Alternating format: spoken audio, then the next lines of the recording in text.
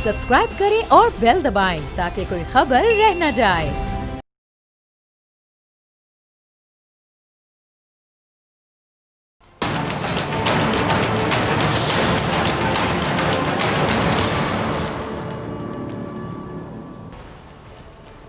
अस्सलामुअलैकुम नाजरीन, मैं हूं डॉक्टर फ़िज़ा अकबर खान और मैं हूं पाकिस्तान और आप देख रहे हैं पाकिस्तान के सबसे बड़े न्यूज़ चैनल का नंबर 1 प्रोग्राम ऐसे नहीं चलेगा। आज की सबसे बड़ी खबर, वफाकी वज़ीर बराए science and technology Fawad Chaudhary साहब ने तहरीक इंसाफ के अंदरूनी तकरार और दुश्मनियों का भांडा फोड़ दिया। फवाद चौधरी साहब कहते हैं कि तहरीक इंसाफ की अंदरूनी सियासत ने उनकी पार्टी को काम करने ना दिया। जहांगीर तरीन, शाह महमूद कुरैशी और असद उमर के आपस के झगड़ों ने बहुत नुकसान पहुंचाया। अच्छा, इसके साथ साथ चौधरी साहब ये भी कहते हैं कि जब असद उमर वज़ीर ख़जाना थे, जहांगीर तरीन ने उन्हें ओहदे से हटाने के लिए हर मुमकिन कोशिश की। शाह महमूद कुरैशी कई बार जहांगीर तरीन साहब से मिले लेकिन मामलात हल ना हो सके। अच्छा नाज़रीन, एक सियासी जमात जो अंदर से ही इतनी टूट फूट का शिकार हो, ज़रा सोचिए उनकी हुकूमत भी इत्तेहादियों के कंधों के बाइस कायम हो। कभी एक पार्टी रहनुमा खफा, कभी दूसरा नाराज़, कभी मुत्तहिदा कौमी मूवमेंट खफा, तो कभी मुस्लिम लीग काफ और इस वक्त BNP मिंगल भी खफा नाराज़। शुगर कमीशन की रिपोर्ट पर कार्रवाई के अहकामात हो रहे हैं, लेकिन इन तमाम चीज़ों में जहांगीर तरीन साहब के मुल्क से बाहर होने की खबरें सरगर्म हैं। इस पूरी सूरत हाल में अवाम कहाँ खड़ी है? अवामी मसाइल पर तवज्जो क्यों नहीं दी जा रही? कोरोना पर लॉकडाउन ना लगाने की जिद, स्टील मिल्स वर्कर से तमाम वादा खिलाफियाँ, PIA तैयारे की रिपोर्ट में अमले की लापरवाही, शुगर कमीशन की रिपोर्ट में हुकूमती वुज़रा और जहांगीर तरीन साहब का नाम सामने आना। क्या तहरीक इंसाफ अवामी मसाइल के हल की कोशिश भी कर पा रही है इस पूरी गैर यकीनी की सूरत हाल में? यकीन जानिए, ये गैर यकीनी का लफ्ज़ यहाँ पे जस्टिफाइड है, गैर यकीनी की सूरत हाल। आज इन तमाम सवालों के जवाब तलाश करने की कोशिश करूँगी प्रोग्राम में। मेरे साथ जो मेहमान मौजूद हैं उनका तारुफ करवा देती हूँ। मलिक अमीन असलम साहब, मुआविन खुसूसी वज़ीर आज़म पाकिस्तान, बहुत शुक्रिया मलिक साहब आपका ज्वाइन करने के लिए। अमीर अब्बास सीनियर सहाफ़ी हैं, तज्ज़ियाकार हैं, एंकर पर्सन हैं। अमीर आपका भी बहुत शुक्रिया ज्वाइन करने के लिए। सईद काजी साहब सीनियर सहाफ़ी हैं, आपका भी बहुत शुक्रिया काजी साहब ज्वाइन करने के लिए। सबसे पहले मैं मलिक अमीन साहब आपकी तरफ आना चाहूँगी। फवाद चौधरी साहब ने, अगर मैं कहूँ कि इंकशाफात कर दिए तो गलत नहीं होगा, कहते हैं जी जहांगीर तरीन साहब की ख्वाहिश पर असद उमर साहब को ओहदे से हटाया गया। सर अब ये बताइए कि क्या तहरीक इंसाफ में किसी फ़र्द वाहिद की ख्वाहिशात पर तकर्रियाँ होती हैं और फिर हटाया भी जाता है, हम ये समझें? नहीं, मेरा नहीं ख्याल कि ये किसी एक फ़र्द वाहिद के कहने पे या ना कहने पे उस वक्त हटाया गया था। उस वक्त बहुत सारे अवामिल थे। इकॉनमी हमारी उस वक्त एक बहुत मुश्किल कंडीशन में थी जब गवर्नमेंट ने हुकूमत ली, और वो एक आप जिसको इंटरनेशनल कहते हैं कि डेट ट्रैप, उसके अंदर हुकूमत फंसी हुई थी। एक इस तरह बड़ा डेट था, उधर से आपके IMF जो था वो आपको उसका लोन जो वो फेड कर गया था। अब नया लोन डिसाइड करना था कि लेना है या नहीं लेना। आया हमने पैसे IMF से लेने हैं या हमें जो हमारी फ्रेंडली हुकूमतें हैं उनसे कुछ अच्छा ये जरा बताइएगा, ये एक बड़ा अनसर्टेनिटी का टाइम था, बड़ा चैलेंजिंग टाइम था, और उस वक्त प्राइम मिनिस्टर ने समझा के असद उमर साहब को चेंज करना है, और उसको चेंज करके उसके बाद अब उनको प्लानिंग की मिनिस्ट्री दी गई जो कि बहुत इंपॉर्टेंट मिनिस्ट्री है। लेकिन उसमें किसी फर्द वाहिद का मैं नहीं समझता कि हाथ था इस सारी चीज़ के पीछे। ये प्राइम मिनिस्टर का डिसीजन था, उन्होंने खुद लिया था। चलिए, आपने फ़र्द वाहिद वाली बात तो क्लियर कर दी, लेकिन मैं अमीर आपकी तरफ आना चाहूँगी। आपने मलिक अमीन असलम साहब का भी मौक़िफ़ सुना, लेकिन ये सवाल तो फिर ज़हनों में गर्दिश करता है ना कि आपस में तहरीक इंसाफ जो है वो टूट फूट का शिकार है, तो फिर ये लोगों को क्या इंसाफ दिलाएंगे? जिन लोगों ने उनको वोट डाला था उनके साथ क्या फिर नाइंसाफ़ी ना हुई है? मेरे पास देखिए फ़िज़ा, कुछ लोग तहरीक इंसाफ में ऐसे हैं जो अपॉर्चुनिस्ट हैं, अव्वल दर्जे के मुफाद परस्त हैं। कुछ लोग वो हैं जो मुनाफिक हैं, कुछ लोग वो हैं जो नजरियाती हैं। जो इमरान खान की 26 साल की सियासत थी जिसमें कुछ उसूल थे, जिन उसूलों की बुनियाद पर इमरान खान ने तहरीक इंसाफ बनाई, लोगों को एक उम्मीद दिलाई। कुछ लोग वो हैं जो सोच के साथ खड़े रहे। लिहाजा एक अजीब किस्म का मलगूबा है इस वक्त तहरीक इंसाफ। अच्छा, अब आपको पाकिस्तानी सियासत का जो तर्ज है उसको कॉन्टेक्स्ट पे रखना पड़ेगा। पाकिस्तानी सियासत में 2 तरह के सियासतदान होते हैं। एक वो जो पॉलिटिक्स में आते हैं सर्विस करने के लिए, जो अपना सारा तन मन धन सब कुछ कुर्बान कर देते हैं, कहते हैं हमने सर्विस ओरिएंटेड पॉलिटिक्स करनी है।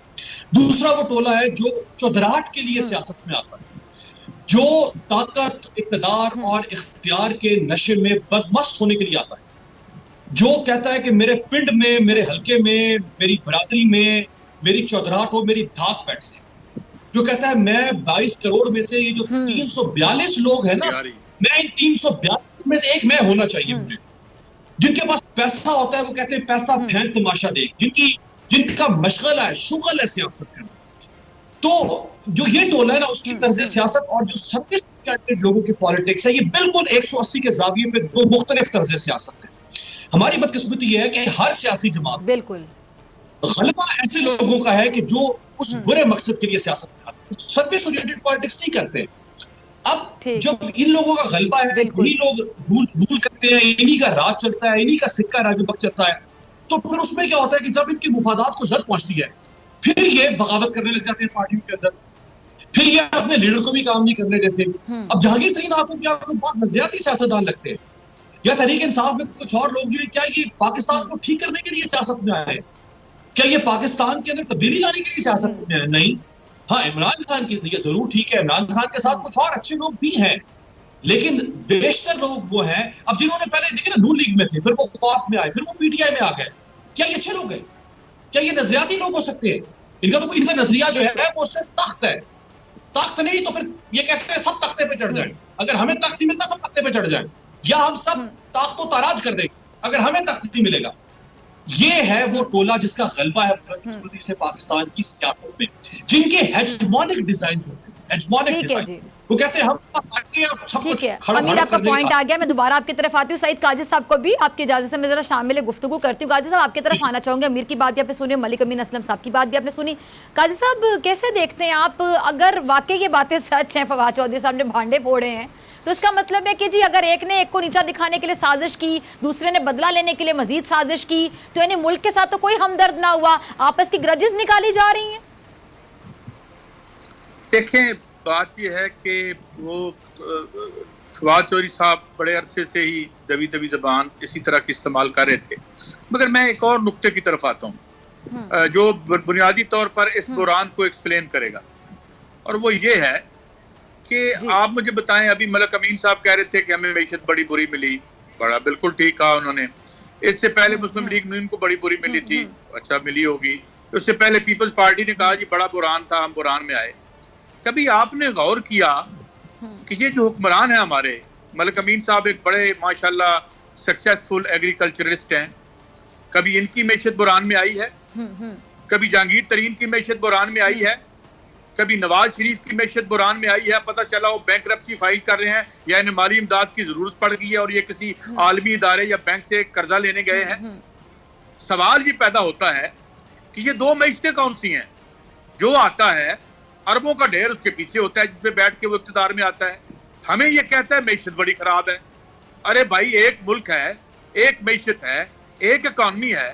You are doing very well, you are doing even better than Bill Gates, Warren Buffett, George Soros and their likes. ان سے تو تم بہت اچھا کر رہے ہو. کیا وجہ ہے کہ جب تم گھر سے اٹھتے ہو، اپنے بزنس آفس سے اٹھتے ہو اور سرکار کے آفس میں آتے ہو ہماری معیشت چلانے کے لیے، تو وہاں بہت بڑا بحران ہے؟ اس کی کیا وجہ ہے؟ وہاں آ کے تمہاری صلاحیتیں ختم ہو جاتی ہیں؟ یہ چکر کیا ہے؟ یا کہیں یہ تو نہیں کہ جو میری بربادی ہے اس کی وجہ سے تم آباد ہو رہے ہو، مجھے بھکاری بنا کے تم ارب پتی بن رہے ہو؟ آج کی عوام یہ سوال پوچھتی ہے کہ یار تمہیں تو کبھی پرابلم نہیں ہوا. آج پتہ چلا، کل میرے کو ہوسٹ بٹی صاحب نے خبر دی کہ ایک نئی بلڈنگ خریدی ہے نواز شریف صاحب کے فرزند ارجمند نے. مجھے یقین ہے کہ ان کے والد صاحب کو بھنک بھی نہیں پڑی ہوگی، کیونکہ بچوں کے کاروبار کا تو ابو جان کو پتہ ہی نہیں ہوتا ہمارے ملک میں.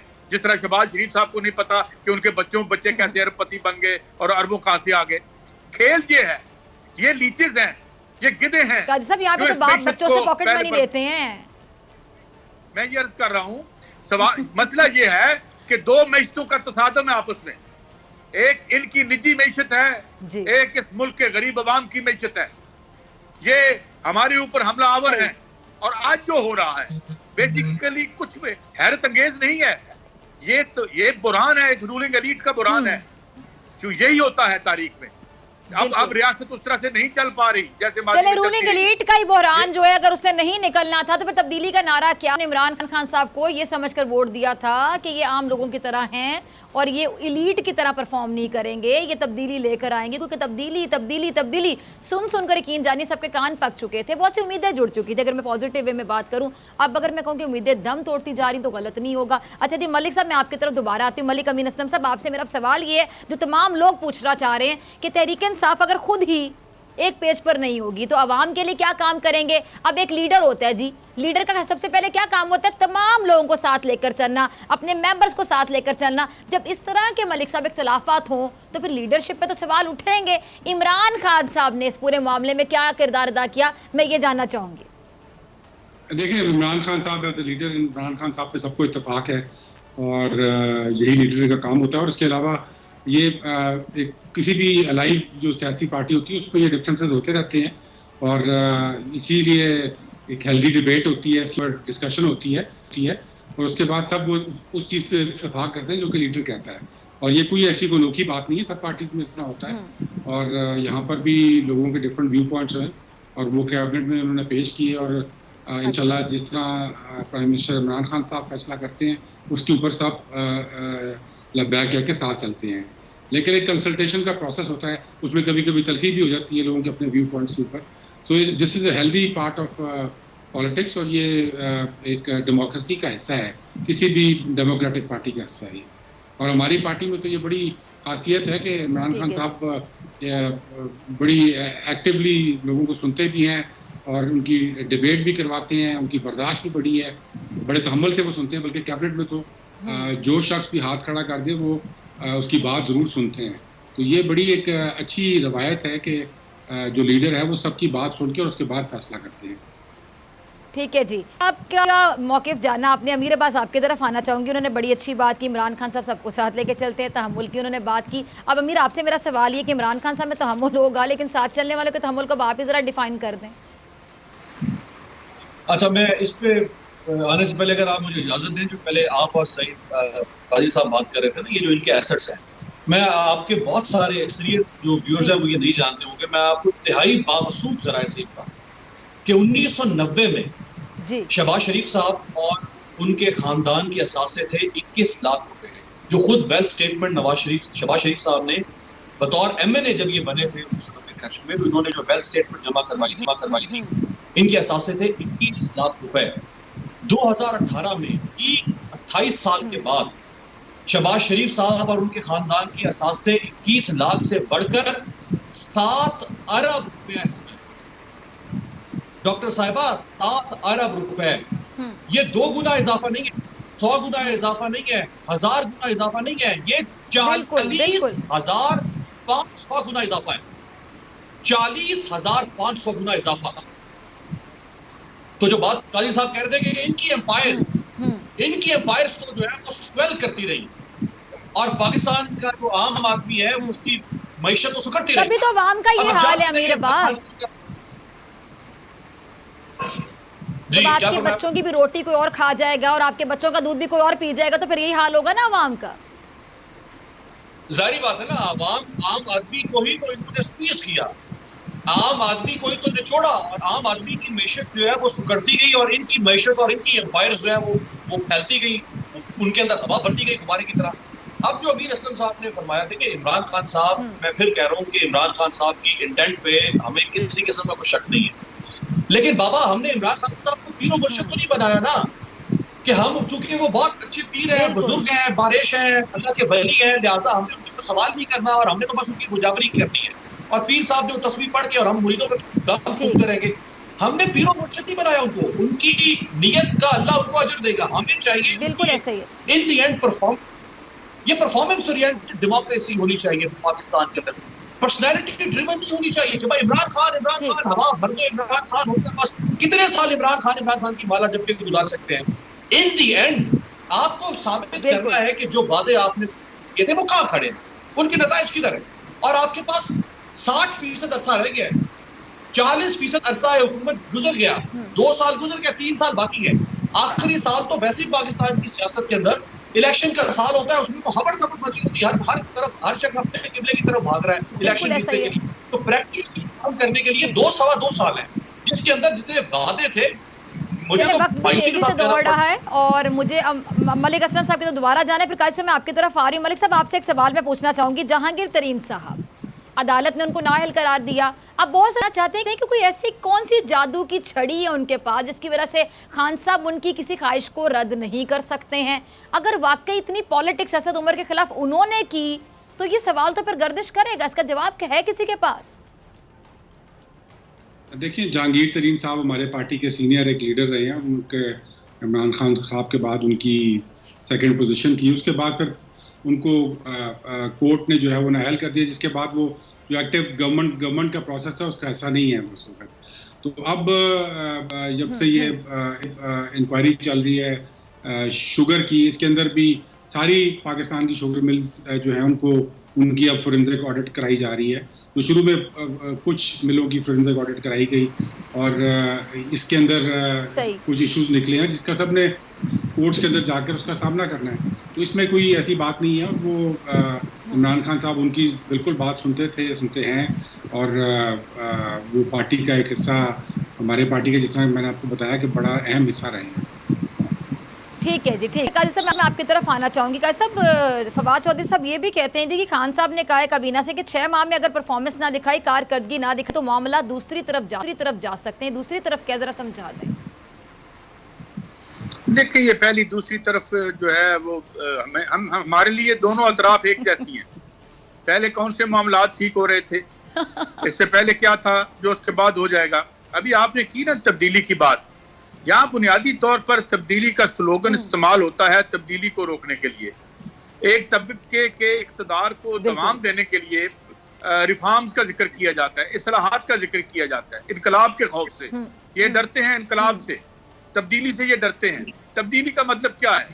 اگر تبدیلی ہو جائے تو یہ لوگ جو آپ پر آج حکمران ہیں، جن کی اہلیت کے بارے میں بھی آپ جو باتیں ہو رہی ہیں آپ کے سامنے ہیں، خود جو ان کی اپنے رائیولز کے بارے میں جو رائے ہے، ہم تو چھوڑ دیں، یہ ایک دوسرے کے بارے میں جو رائے رکھتے ہیں وہ اس کو سامنے رکھ لیں۔ تو یہ جو تبدیلی کا نعرہ ہوتا ہے، یہ بیسیکلی تبدیلی روکنے کے لیے عام طور پر تاریخ میں استعمال کیا جاتا ہے۔ مگر اب معاملہ کیا ہے؟ اب یہ سب کچھ جو ایکسپلوڈ ہو رہا ہے وہ کیوں ہو رہا ہے؟ وہ اس لیے کہ ایک معاشی بحران ہے، اور یہ صرف اس ملک میں نہیں ہے۔ امریکہ کی معیشت 30% کنٹریکٹ ہو رہی ہے، برطانیہ کی جو ہے اس کوارٹر میں 15% معیشت کنٹریکٹ ہوگی، امریکہ میں 5-6 کروڑ لوگ بے روزگار ہو چکے ہیں، اور ابھی تو ہم انچارٹڈ واٹرز میں قدم رکھا ہے ہم نے۔ چونکہ لائیو شو ہے، میں ٹیم سے پوچھنا چاہ رہی ہوں، تینوں مہمان میرے ساتھ بریک کے بعد ہوں گے، ذرا مجھے بتا دیجیے گا۔ جی قاضی صاحب کنٹینیو کریں، آپ بولتے رہیں۔ جی میں یہ عرض کر رہا ہوں کہ یہ جو ہے یہ بڑا یہ مسئلہ حکومتوں کی تبدیلی کا نہیں ہے۔ اور میں ایک اور بھی بات بتاؤں، گڈ گورننس سب سے پٹا ہوا یہ ہے آپ کا گڈ گورننس۔ ارے بیڈ سسٹم میں گڈ گورننس کہاں سے آئے، جب ریاست کے تمام اداروں کا کام ایک ٹائنی سی جو ایلیٹ ہے اس کی خدمت پہ یہ مامور ہے۔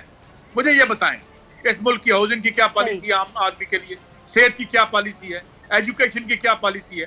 اس ملک کے 90% ذرائع جو آپ عام آدمی سے انڈائریکٹ ٹیکسز کے ذریعے، ود ہولڈنگ ٹیکسز کے ذریعے لیتے ہیں، مجھے بتائیں یہ جو پل بنتے ہیں اس میں غریبوں کی کاریں چلتی ہیں؟ یہ جو ہاؤسنگ سوسائٹیاں بن رہی ہیں اس میں غریبوں کا سوائے وہاں برتن مانجنے تو غریب جا سکتے ہیں، ورنہ اس کے سامنے سے گزر نہیں سکتے۔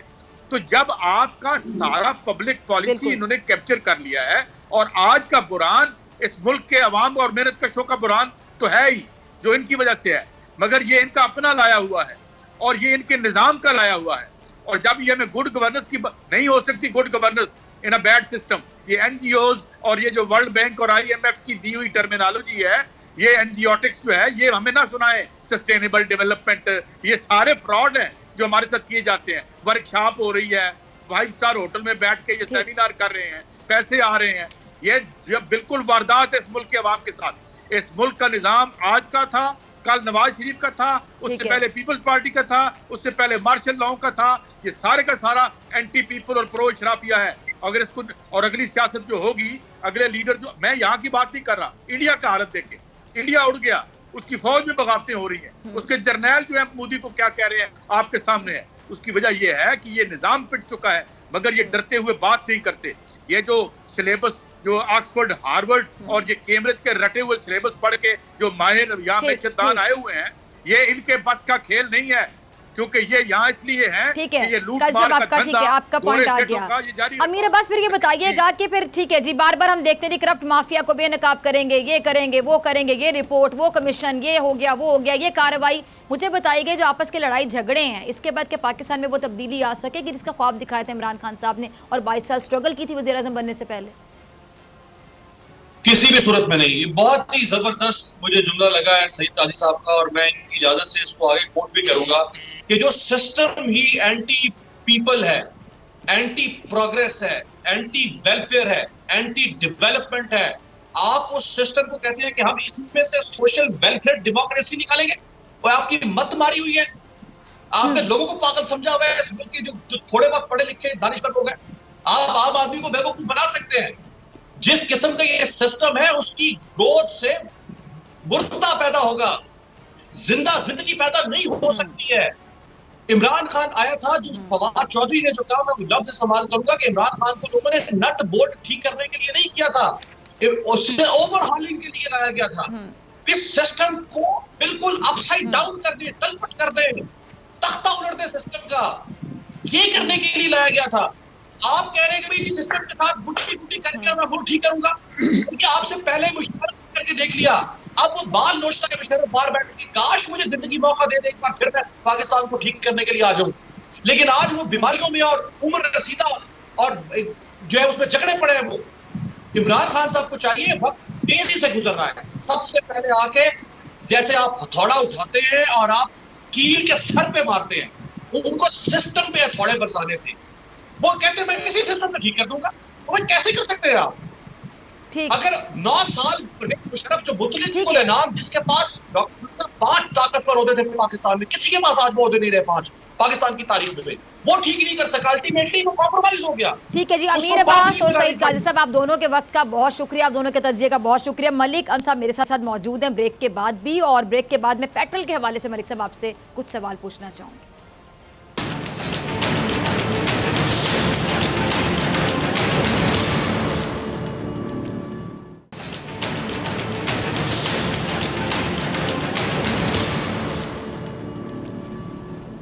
ویلکم بیک ناظرین، آپ دیکھ رہے ہیں ایسے نہیں چلے گا، میں ہوں آپ کے ساتھ ڈاکٹر فضا اکبر خان، میرے ساتھ موجود ہے ملک امین اسلم صاحب، معاون خصوصی وزیر اعظم پاکستان۔ ایک بار پھر سے بہت شکریہ امین اسلم صاحب جوائن کرنے کے لیے۔ بریک سے پہلے ہم نے ٹوٹ پھوٹ کی لڑائی جھگڑوں کی باتیں تو کر لیں، بہت سے سوالوں کے جواب بھی آپ سے لے لیے، اب ایک اہم ایشو پہ بات کر لیتے ہیں جی۔ آج کابینہ میں پیٹرول کی کوالٹی بڑھانے کی منظوری دی گئی ہے، لیکن امین اسلم صاحب عوام کو اب تک پیٹرول پمپس پہ پیٹرول ہی نہیں مل رہا، تو کوالٹی تو بعد کی بات ہے نا، پہلے پیٹرول مہیا تو ہو جائے پھر ڈیسائیڈ کر لیں کہ کوالٹی یہ ہوگی یا وہ ہوگی۔ ہمیں پیٹرول کے متعلق بالکل یہ ایک انسیڈنٹ یہاں پہ ہوا تھا، اور اس میں ڈیفینیٹلی کوتاہی تھی کچھ اداروں کی، ان کو ہم نے کابینہ کے سامنے بھی ان کو بلایا، ان کو لایا گیا اور انہوں نے اپنی پوری اس پہ ایکسپلینیشن دی کہ کیوں جب پیٹرول باہر سستا ہوا تو اس وقت امپورٹ کیوں بند کی گئی، بہت سارے سوالات تھے، اور اس کے بعد پیٹرول کی جو یہ ایک شارٹیج ہوئی تھی اس کے اوپر بھی انکوائری کی گئی، اور اس میں پھر جو آئل مارکیٹنگ کمپنیز ہیں ان کے مختلف جگہ پر ان کو جو کہ انہوں نے ایک اسٹوریج کرنی تھی، جو کہ ان کا کانٹریکٹ کا حصہ ہوتا ہے کہ ان کا ایک سرٹن پرسنٹیج وہ اسٹور کرنا چاہیے ان کو، وہ اسٹور نہیں کر رہے تھے، تو اس کی بھی ذمہ داری جو ہے جو بھی ہوگا اس کے اوپر انشاءاللہ اس کے اوپر انکوائری بھی کی جائے گی۔ اصل مقصد یہ ہے کہ یہ چیزیں کچھ نئی نہیں ہے پاکستان میں کہ پیٹرول مہنگا ہو گیا یا چینی مہنگی ہوگی، پہلے بھی ہوتی نہیں ہے، لیکن یہ پہلی حکومت ہے جو کہ عمران خان صاحب کی جو کہ ان چیزوں کے اوپر انکوائری کرا رہی ہے، انویسٹیگیشن کرا رہی ہے، اور اس انویسٹیگیشن سے پورا جو کارٹلائزیشن ہوئی ہوئی ہے ہمارے ملک کے اندر، اور جس کو آپ کہتے ہیں لیڈ کیپچر ایک ہوا ہوا ہے ہمارے ملک میں، کہ جہاں پہ ایک چھوٹی سی پرسنٹیج لوگ ہیں جو کہ مختلف اداروں کے اندر ایکسپلائٹ کرتے ہیں، اور وہ اپنے آپ کو قانون سے بالا تر سمجھتے ہیں، اور وہ بلکہ یہاں پر تو یہ اب جو انویسٹیگیشن رپورٹس ہیں ان کے اندر تو یہ چیز نکلی ہے کہ یہ لوگ قانون توڑ کے سسٹم کو فول نہیں کرتے، بلکہ یہ قانون بنا کے کرتے ہیں۔ ان لوگوں کی they are powerful people, powerful lobbies ہیں، اور ان کو اس سے پہلے کبھی کسی نے ہاتھ نہیں ڈالا، آج عمران خان کی وہ حکومت ہے جس نے پہلی بار ان کے گریبان پہ ہاتھ ڈالا ہے لابی کو تو ختم اور کرنے کے لیے ان لوگوں نے کو تحریک انصاف کو ووٹ دیا جواب دہ کیا ہے جی۔ ان چیزوں کے اوپر جو کہ پاکستان میں ہو رہی ہیں. اور آپ دیکھیں گی کہ انشاءاللہ یہ جو پروسیس ہے جب یہ چلے گا تو یہ ایک ایسا سگنل جائے گا مارکیٹ میں جس سے کہ یہ تمام جو ایکسپلوٹیشن ہوتی ہے مارکیٹ میں، کبھی آٹا مہنگا ہو جاتا ہے، کبھی چینی مہنگی ہو جاتی ہے، کبھی پیٹرول مہنگا ہو جاتا ہے، یہ تمام ایسے گروپس بنے ہوئے ہیں جو کہ ہر حکومت میں ایکٹیو ہوتے ہیں اور وہ ایک خاص ٹائم کے اوپر اپنی ہوڈنگ کرتے ہیں، مارکیٹ کی مینیپولیشن کرتے ہیں اور اس سے فائدہ اٹھا کے وہ اربوں کروڑوں روپے کماتے ہیں اور عوام کے اوپر سارا بوجھ ڈالتے ہیں. یہ ہمیشہ ہوتا رہا ہے لیکن پہلی حکومت ہے جس نے ان پہ ہاتھ ڈالا ہے اور اس ہاتھ ڈالنے کی وجہ سے آپ دیکھیں گے کہ یہ چیزیں جو ہیں یہ ختم ہوں گی اور ان کو احساس ہوگا کہ یہ بھی کسی قانون کے دائرے میں ہیں اور کسی قانون کے شکنجے میں آ سکتے ہیں. یہ اس حکومت کی سب سے بڑی جو آپ سمجھے کامیابی ہے وہ یہی ہے کہ انٹچیبلز جو پاکستان میں تھے ان کے اوپر ہاتھ ڈالا گیا ہے عمران خان نے اور ان کے ایک انسٹیٹیوشنل انہوں نے جو کیپچر کیا ہوا تھا اس سے پاکستان کو انشاءاللہ نکالیں گے. جب یہ نکلے گا تو پاکستان کو آپ دیکھیں گے کہ ترقی بھی ہوگی اور عوام کو ریلیف بھی ملے گا. یہ چیزیں اوور نائٹ نہیں ہو جاتی. یہاں پہ لوگ کہتے ہیں کہ جی آج صبح چینی مہنگی ہوئی ہے تو آپ شام تک مافیا کو پکڑ کے اس چیز کو ریورس کرتے. یہ 20 30 40 سال کے جو ہمارا ملک میں ایک سسٹم بنا ہوا ہے اس سسٹم کی خرابی ہیں جو کہ سامنے آ رہی ہیں. اس سسٹم میں یہ لوگ پاورفل بھی ہو گئے، ان کے پاس پیسہ بھی ہے، یہ سسٹم کو بھی تابع کر لیتے ہیں اپنا.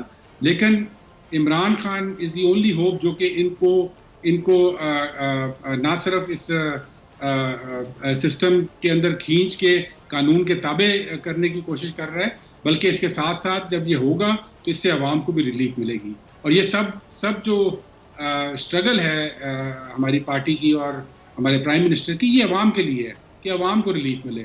اور انشاءاللہ آپ دیکھیں گے کہ جب یہ کارٹیلز اور یہ مافیاز اور یہ جو ایلیٹ ایک کیپچر انہوں نے کیا ہوا ہے، جب ان لوگوں کو سسٹم کے تابع کیا جائے گا، قانون کے تابع کیا جائے گا، اس سے عوام کو ریلیف ملے گا.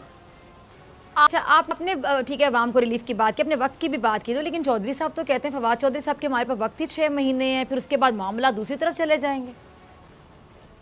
وہ فواد چودھری صاحب کو کیبنٹ میں سمجھ نہیں آئی تھی بات کی.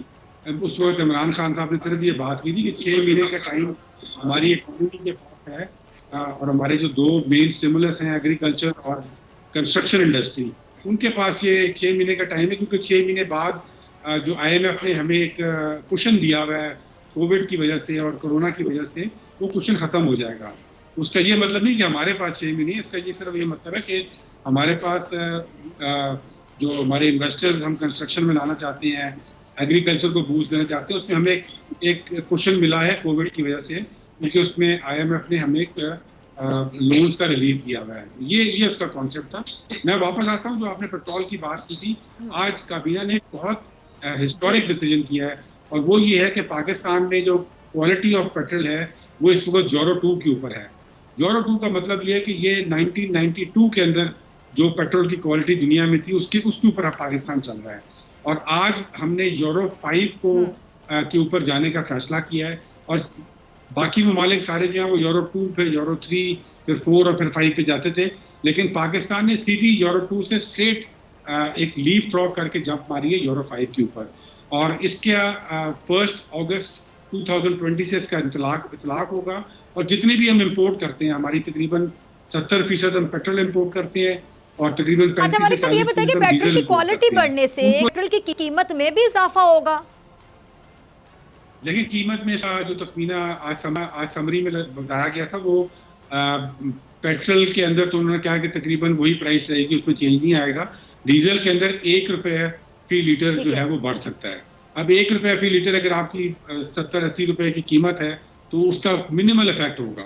ہم تو یہ 10-15 روپے تو ویسے ہی اوپر نیچے ہو جاتا ہے جب یہ باہر کی 3 قیمتیں چینج ہوتی ہیں، اس کی منیمل افیکٹ ہوگا، وہ انشاءاللہ ابزارب ہو جائے گا، اس کا بوجھ نہیں پڑے گا عوام کے اوپر.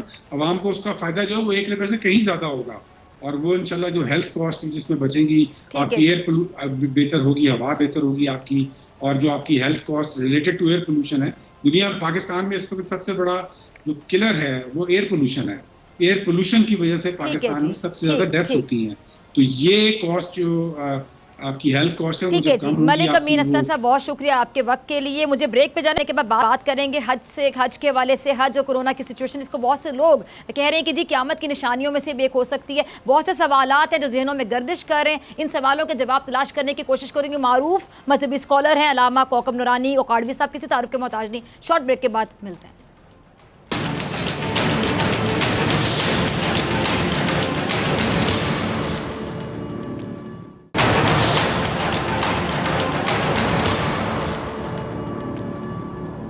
سعودی حکومت کی جانب سے حج سے ریلیٹڈ کیے جانے والے فیصلے پر کھل کر بات کریں گے. علامہ کوکب نورانی اوکاڑوی صاحب میرے ساتھ موجود ہیں. بہت شکریہ علامہ صاحب وقت دینے کے لیے، جوائن کرنے کے لیے. علامہ صاحب، سب سے پہلے میں آپ سے یہی جاننا چاہوں گی کہ جس طرح کی وبا کا سامنا ہے پوری دنیا کو، یہ پینڈیمک ہے پوری دنیا میں پھیلا ہوا ہے، اس کو دیکھتے ہوئے مد نظر رکھتے ہوئے سعودی حکومت کی جانب سے کیے جانے والے فیصلے پر آپ کتنے مطمئن ہیں؟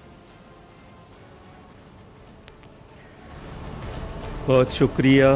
بسم اللہ والحمد للہ والصلاة والسلام علی رسول اللہ. ہم اللہ تعالیٰ پر اور تقدیر پر ایمان رکھتے ہیں. تو جب ہم تقدیر پر ایمان رکھتے ہیں کہ ہر خیر اور شر ہمیں اللہ کی طرف سے کبھی امتحان، کبھی وارننگ، کبھی مرتبے بڑھانے کے لیے اور کبھی ہمیں سرزنش کے لیے یہ ہوتی ہیں، وبائیں ہوں، بلائیں ہوں یا حادثات ہوں. کورونا جو ہے وہ ہمارا امتحان بھی ہو سکتا ہے، ہمارے لیے وارننگ بھی ہو سکتا ہے. حالانکہ ابھی تک یہ طے نہیں ہوا کہ یہ قدرتی ہے یا انسانی کارروائی کا نتیجہ ہے. بہرحال اس صورتحال میں حج کے حوالے سے اگر ہم بات کریں تو حج اسلامی ارکان میں سے 5واں رکن ہے، عبادت بھی ہے اور اسلام کے بنیادی ارکان میں سے بھی ایک اہم رکن ہے. اور ہر شخص پر نہیں ہے. وہ شخص جو استطاعت، ایبیلٹی رکھتا ہو، صلاحیت رکھتا ہو، جسمانی بھی اور مالی بھی، کہ اپنے گھر سے مکہ مکرمہ جانے کا خرچہ ہو، صحت ہو اور پیچھے گھر والوں کو اتنی مدت کے لیے خرچہ دے کر جائے، اس شخص پر زندگی میں ایک مرتبہ حج فرض ہے. یہ تو واضح ہو گئی. اب بات یہ ہے کہ رہا قیامت کا، تو میرے پیارے نبی پاک صلی اللہ علیہ وآلہ وسلم نے یوں انگلیاں کر کے فرمایا تھا، انا والساعۃ کہاتین، کہ میں اور قیامت اس طرح ہیں جیسے یہ 2 انگلیاں. کیا مطلب؟ ان کے درمیان کوئی اور چیز نہیں ہے، میرے اور قیامت کے درمیان کوئی اور نبی نہیں ہے اور زیادہ فاصلہ بھی نہیں ہے. تو یہ حج کا رک جانا اگر کسی انسانی کارروائی کا نتیجہ ہو تو یہ ہماری شامت اعمال ہوگی، اور اگر قدرتی کسی بلا کی وجہ سے رکا ہے تو ہمیں زیادہ توبہ کرنی ہوگی کہ ہم نے ایسا کیا کیا ہے کہ ہم محروم ہو گئے ہیں. سعودی حکومت کے پیش نظر بھی 2 چیزیں ہوں گی. ایک تو یہ کہ انسانی جان کی حفاظت ہو، کہیں ایسا نہ ہو بے احتیاطی میں بہت زیادہ اموات ہو جائیں. حالانکہ موت لکھی ہوئی ہے، جس کی ہے، جب ہے، جہاں ہے، وہ آنی ہے، وہ کورونا سے آئے یا ویسے آئے. لیکن احتیاطی تدابیر، جس کو آپ SOPs کہہ رہی ہیں نا، کہ معیاری احتیاطی تدابیر، اس کے پیش نظر اور علامہ صاحب ہمارا مذہب بھی ہمیں احتیاط سکھاتا ہے لوگوں. جی تو احتیاطی تدابیر تو منع نہیں ہے، بلکہ ہمارے ہاں تو صفائی ہے، ستھرائی ہے، اخلاق میں عمدگی ہے، یہ ساری احتیاطی تدابیر ہی تو ہیں. تو اب اس صورت کو یہ نہیں کہا جائے گا کہ یہ قیامت کی نشانی ہے. قیامت کی نشانیوں میں وہ ہوگا جب کعبہ اٹھا لیا جائے گا، یعنی وہ زمین سے اٹھا لیا جائے گا، وہ قیامت کی اہم نشانی ہوگی. قرآن اٹھا لیا جائے گا، وہ قیامت کی اہم نشانی. یہ قرب قیامت کی نشانی ہے کہ ہم قیامت سے قریب ہوتے جا رہے ہیں. اور ہمیں اپنے اعمال، کیونکہ ہم نے ناجائز منافع خوری نہیں چھوڑی، ہم نے جال سازی نہیں چھوڑی، ہم نے توبہ نہیں کی، ہماری خرابیاں ہم میں اسی طرح ہیں۔ ہم طرح طرح کے قہوے پی رہے ہیں، ماسک نہیں لگا رہے، جو ہم کو بچاؤ کی تدابیر کرنی چاہ رہی ہیں نہیں کر رہے۔ اور میں اپنے شہر کی بات کروں، یہاں تو ابھی تک صفائی نہیں ہو سکی، کچرا نہیں اٹھ سکا، تو ہم کیا کر سکیں گے؟ تو اس کو یہ سمجھا جائے کہ حج تو ہوگا، وہ بھلے 10 ارکان کریں یا 100 کریں، حج تو ہوگا، حج نہیں رک رہا، لیکن بیرونی دنیا سے وہ لوگوں کو مکہ مکرمہ آنے کی اجازت نہیں دے رہے۔ اب اس میں 2 باتیں ہیں احتیاط کی وجہ کہ سے باقی چیزوں کے لیے جی، مارکیٹ میں جانے کی اجازت ہے، لاک ڈاؤن نرم ہو رہا ہے، تو ایمان کی قوت کے حوالے سے احتیاطی تدابیر کے ساتھ کچھ نہ کچھ بھلے کم کوٹا کر دیا جاتا، لیکن اجازت دی جاتی۔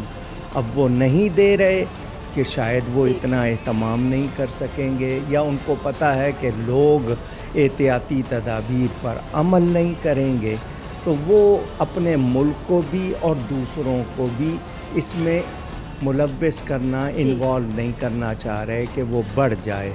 تو میں اس پر یہ بھی نہیں کہوں گا کہ یہ بالکل غلط فیصلہ ہے، میں یہ بھی نہیں کہوں گا کہ یہ بالکل صحیح فیصلہ، لیکن صورتحال کے مطابق کافی ڈیٹیل میں علامہ صاحب آپ نے فیصلہ جواب کیا دیا۔ ہے۔ جی صورتحال کے مطابق ہے۔ چلیں آپ کی اجازت سے میں اب اگلا سوال آپ سے پوچھنا چاہوں گی، وقت کی بھی کمی اور بہت سے سوال ہے جو میں جاننا چاہوں گی۔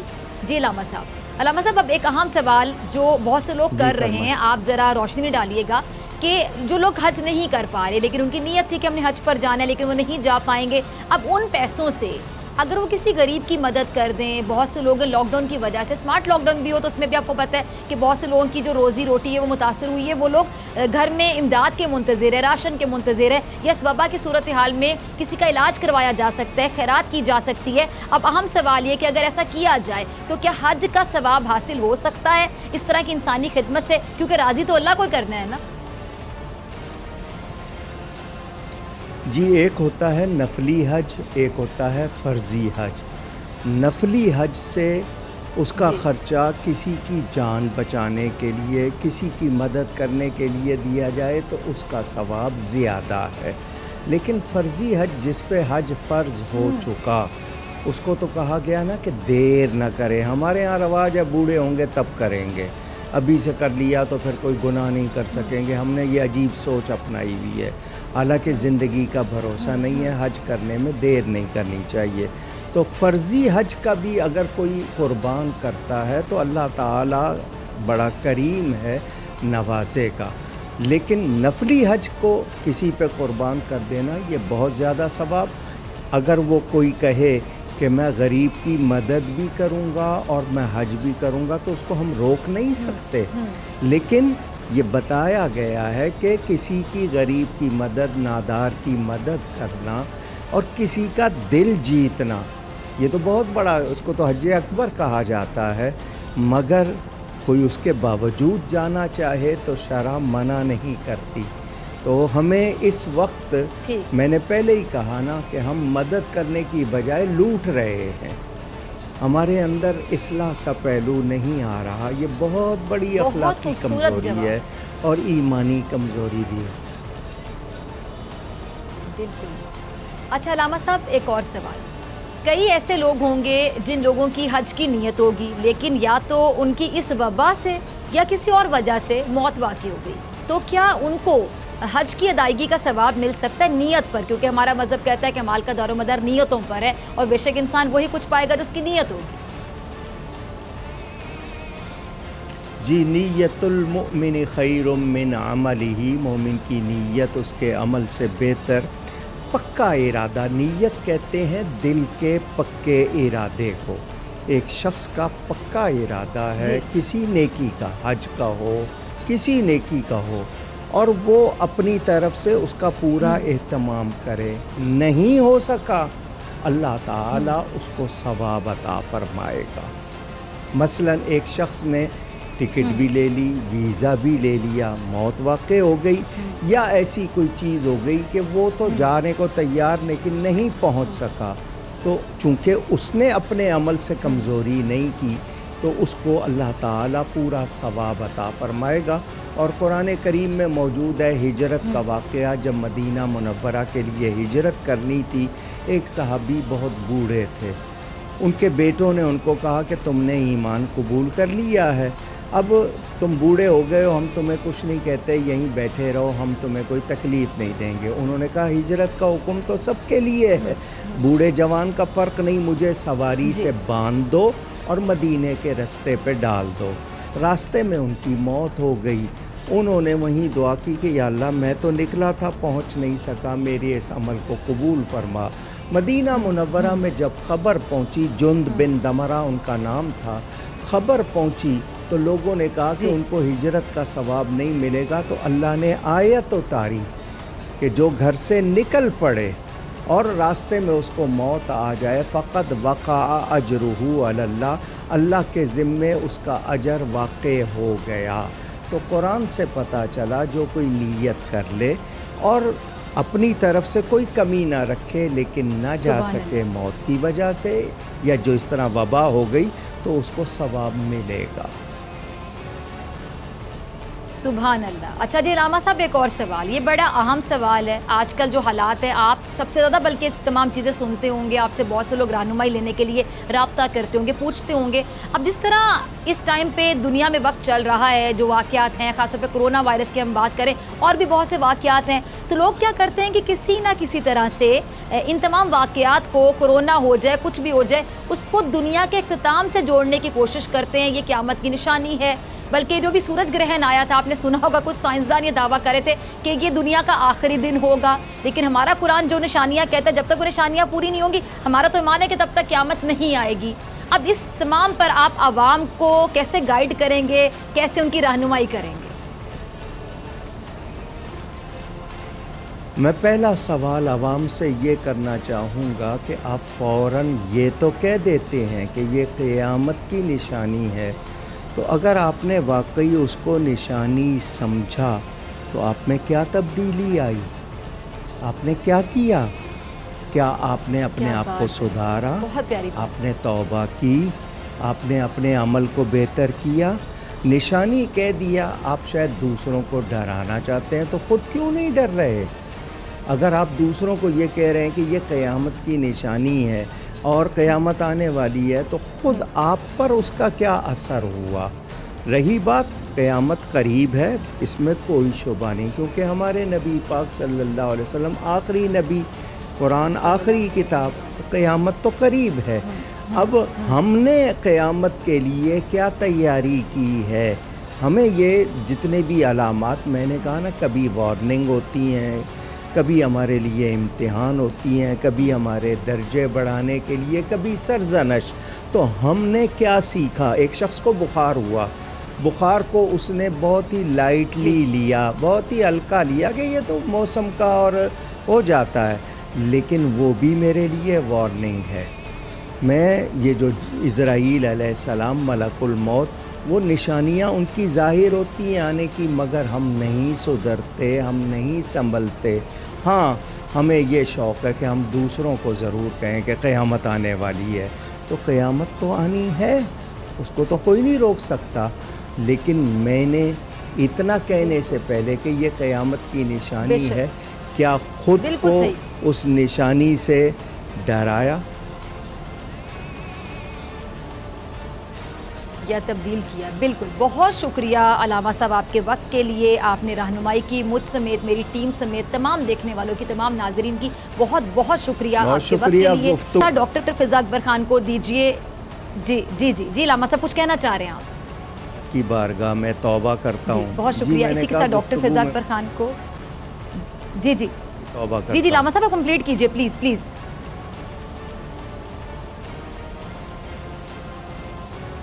ٹھیک، बहुत शुक्रिया। इसी के साथ डॉक्टर फ़िज़ा अकबर खान को दीजिए इजाज़त। जिसने प्रोग्राम मिस कर दिया, रात 2 बजे सुबह 10 बजे आप रिपीट में देख सकते हैं। यूट्यूब पे लिंक अवेलेबल होगा। बोल न्यूज़ लिखेंगे, वहाँ पे आज के प्रोग्राम का टाइटल लिखेंगे, ऐसे नहीं चलेगा, आज की तारीख लिखेंगे, लिंक अवेलेबल होगा। अलामा साहब से वहाँ से भी रहनुमाई हासिल कर सकते हैं। आपसे मुलाकात होगी इंशाल्लाह कल सेम टाइम सेम चैनल। अगर ज़िंदगी ने वफ़ा की, दुआओं में याद रखिएगा, अपना अपने प्यारों का बहुत ख्याल रखिएगा। अल्लाह ने के